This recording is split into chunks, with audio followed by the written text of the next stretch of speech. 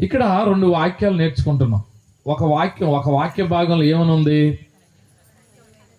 ఇమ్మానుయేలని పేరు. ఇమ్మానుయేలనే పేరుకి అర్థం ఏంటి? దేవుడు మనకు తోడని అర్థం. ఇంకొక సందర్భంలో దూత చెప్పిన మాటే, అక్కడ దూత చెప్పిన మాటే, ఇక్కడ కూడా దూత చెప్పిన మాటే. ఇక్కడేమని చెప్పాడు? కన్యక గర్భవతి అయి కుమారుని కనును. ఆయనకి ఏం పేరు పెడతారు? ఇమ్మానుయేలు. పేరంటే అర్థం ఏంటి? దేవుడు మనకు తోడని అర్థం.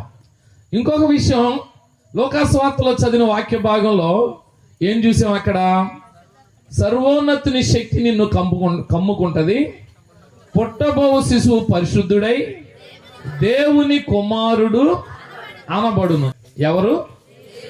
అక్కడ దేవదూత చెప్పిన మాట ఏంటి? దేవుడు మనకు తోడు. ఇక్కడ దేవదూత చెప్పిన మాట ఏంటి? దేవుని కుమారుడు.